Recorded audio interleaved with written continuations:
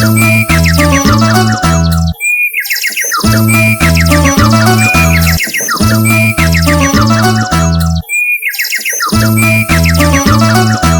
शांति छोटे। ओम शांति भैया। क्या छोटे, मुरली रिवाइज करनी है ना? हाँ भैया, इसीलिए तो आया हूँ। जल्दी जल्दी मुरली रिवाइज करो, फिर अभ्यास करेंगे भैया। हाँ छोटे, तो आज बाबा ने हम बच्चों को कहा है कि यह जो बाबा का घर है, ये घर भी है और यूनिवर्सिटी भी है। ये गॉड फादरली वर्ल्ड यूनिवर्सिटी है, क्योंकि यह सारी दुनिया के लोग पढ़ते हैं ना। रियल वर्ल्ड यूनिवर्सिटी तो यही है, और ये तो माँ बाप भी यहाँ रहते हैं, इसलिए घर का घर भी है और यूनिवर्सिटी में है। यहाँ स्पिरिचुअल फादर बैठे हुए हैं ना, तो हम बाबा ने बच्चों को इतनी सारी वैरायटी बातें सुनाई है कि यहाँ सबकी सदगति होती है और पुरानी दुनिया और दुनिया में रहने वाले सब चेंज होने वाले हैं। इसलिए कहते हैं झूठी माया झूठी काया। ये झूठ खंड है ना, भारत सच खंड था, अभी झूठ खंड है। तो बाबा ने कहा है आत्माओं का घर ब्रह्ममय तत्व है, फिर आकाश तत्व है और फिर साकारी दुनिया है। तो बाबा ने हम बच्चों को कहा कि सतयुग में गोल्डन एज होगा, तो वहाँ सभी सुखी रहेंगे। बाबा ने कहा मैं कल्प कल्प संगम युग पर आता हूँ, मुझे बुलाते हैं कि पतित पावन आओ, तो इसलिए बाबा आते हैं। और बाबा ने कहा ये संगम युग इसलिए कहा जाता है क्योंकि आत्मा और परमात्मा का यहाँ मिलन होता है। कुंभ भी से इसीलिए कहते हैं जहाँ नदियों का मेला होता है। दो नदियाँ तो है, तीसरी फिर गुप्त नदी है ना, तो गुप्त नदी कोई हो नहीं सकती। लेकिन साइंस वालों ने भी नहीं माना है कि कोई गुप्त नदी हो सकती है। तीर मारा और गंगा निकल आई, ऐसा नहीं होता है, सब झूठ है। तो बाबा ने कहा यह अक्षर पकड़ लिया है परंतु अर्थ नहीं समझते हैं। लेकिन अभी भक्ति के बारे में बाबा हमें समझा रहे हैं कि कैसे भक्ति रात है जहाँ दुख होता है और ज्ञान है दिन जहाँ सुख होता है। तो अभी हमें जाना है कहाँ छोटे? सतयुग में जाना है भैया। हाँ भैया, देखो मैं समझ रहा हूँ। एक सबसे विशेष बात है भैया, देखो स्कूल में तो बच्चों को एडमिशन मिलता है, यूनिवर्सिटी में तो बड़ों को मिलता है। हम छोटों को थोड़ी यूनिवर्सिटी में एडमिशन मिलता है भैया। लेकिन ये खास यूनिवर्सिटी है, इसमें तो बच्चे बुजुर्ग जवान सब एक साथ पढ़ते हैं और एडमिशन की फीस भी नहीं होती भैया, लेक्चर की फीस भी नहीं, एग्जाम फीस भी नहीं, सब फ्री में है। देखो लेकिन फिर भी मनुष्य आत्मा ऐसी यूनिवर्सिटी में पढ़ने नहीं आते जहाँ सब कुछ फ्री में है। और तो और भैया, यहाँ हमारा यूनिवर्सिटी पर हक भी है क्योंकि ये मेरे बाबा का घर है। तो ये कितनी विशेष बात है, हमें समझना चाहिए। दुनिया में कोई भी इस बात को समझ ही नहीं सकते, वो तो हमें पागल समझेंगे भैया, लेकिन इस बात को कभी नहीं समझेंगे। ये इतनी विशेष बात है। लेकिन इस यूनिवर्सिटी की बात ऐसी है जो विश्व के मालिक बन जाते हैं। कोई स्कूल कॉलेज में पढ़ता है तो किसी बिजनेस का मालिक बनेगा, कोई घर का मालिक बनेगा, कोई नौकर बनेगा, लेकिन यहाँ तो सब विश्व के मालिक और देवता बन जाते भैया। तो कितनी विशेष और वंडरफुल बात है ना। हाँ छोटे, इसीलिए आज बाबा ने हम बच्चों को कहा है कि तुम पहले ऐसे श्रेष्ठ थे, लेकिन रावण के मत पर चलकर तुम ऐसे बन गए हो। तो अब बाप का बने हो तो जो कुछ करो सब बाप की राय से करो। तुम्हारा लेन देन इतना समय पतितों से चला आया है ना, इसलिए नतीजा क्या हुआ है, दिन प्रतिदिन पतित बनते गए हैं। अभी हमें सतोप्रधान बनना है। बाबा ने कहा अंग्रेजी अक्षर अच्छे हैं, गोल्डन एज, सिल्वर एज ऐसे खाद पड़ती है ना। तो बाबा ने कहा अब बाप कहते तुम्हारे शास्त्र राइट है या मैं राइट हूँ? बाबा ने पूछा है छोटे। बाप को कहा जाता है वर्ल्ड अलमाइटी अथॉरिटी।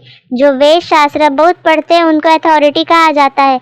बाबा ने कहा यह सब भक्ति मार्ग की अथॉरिटी है।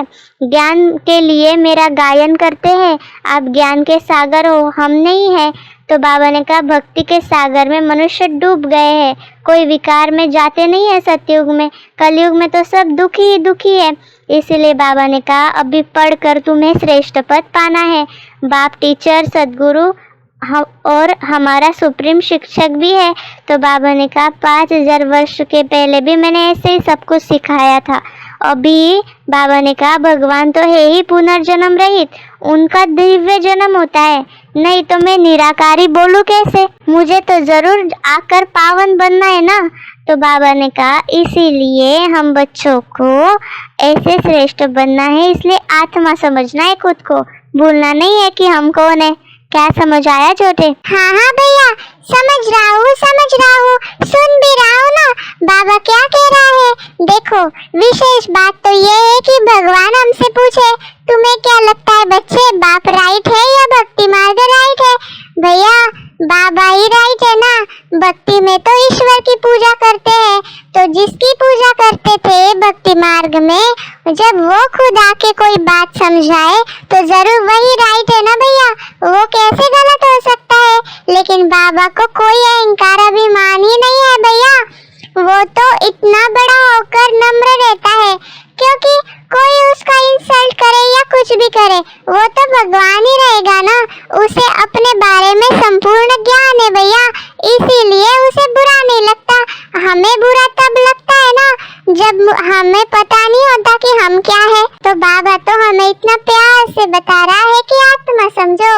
और तो और भैया मुझे याद आ रहा है आज बाबा ने ये भी कहा है कि मैं तुमको प्योरिटी सिखाता हूँ, purity is the first, purity नहीं तो पीस प्रॉस्पेरिटी भी नहीं, ज्ञान का सागर, सुख का सागर, प्यार का सागर एक ही मेरा बाबा है। तो बाबा ने कहा है कि मनुष्य मात्र जानवर आदि सब बाबा को प्यारे हैं। और देखो सतयुग में शेर और बकरी इकट्ठे जल पीते थे, बाबा ने कहा वहाँ ऐसी गंदी चीज खाने वाले, गंद करने वाले होते नहीं हैं, यहाँ बीमारियाँ मच्छर आदि है। सतयुग में ऐसा नहीं होगा भैया, वहाँ कोई गुड नाइट भी नहीं होगा, ऑल आउट भी नहीं होगा। और तो और ये सब स्प्रे, इतने सारी चीजें, मेडिसिन, डॉक्टर कोई नहीं होगा भैया। अच्छा है ना हम डॉक्टर नहीं बनेंगे, इसीलिए मैं डॉक्टर नहीं बनना चाहता भैया, क्योंकि अभी पढ़ के फायदा भी क्या, सतयुग में तो वो नहीं होंगे, इसलिए मैं टीचर बनूंगा, क्योंकि सतयुग में भी टीचर होंगे भैया, देवताओं को पढ़ाऊंगा मैं तो, देखना।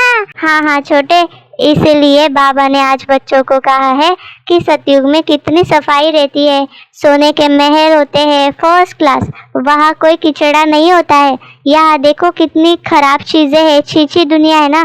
तो बाबा ने कहा अभी ऐसे बॉम्ब आदि बनाते हैं, बॉम्ब फेंकेंगे तो आग निकल आएगी, फिर आजकल तो ऐसे जीवाणु भी डालते हैं जो विनाश कर देते हैं। तो बाबा ने कहा बेहद में खत्म हो जाएगी सारी दुनिया, हॉस्पिटल आदि तो रहेंगे नहीं जो दवाई आदि कर सके।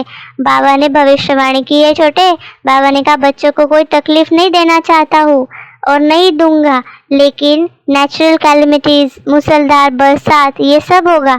बच्चों ने विनाश का साक्षात्कार किया है, विनाश होना है, तो इसीलिए बाबा ने कहा कोई कहे विनाश का साक्षात्कार हो तब माने।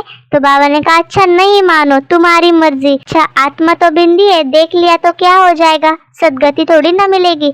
इसीलिए बाबा ने कहा है कि भक्ति में भी कोई साक्षात्कार होता है तो बाबा उनकी भावना पूरी करते हैं। भगवान किसको मिल नहीं सकता है। मीरा को साक्षात्कार होता था तो कितनी खुश होती थी, भक्ति मार्ग थी ना। इसलिए बाबा ने हम बच्चों को कहा है छोटे कि अभी विनाश नजदीक है। क्या समझ आ रहा है छोटे? हाँ भैया, भगवान ने भविष्यवाणी की है, ऐसा ऐसा होने वाला है, अभी जिसको मानना है मानो, नहीं तो जाओ।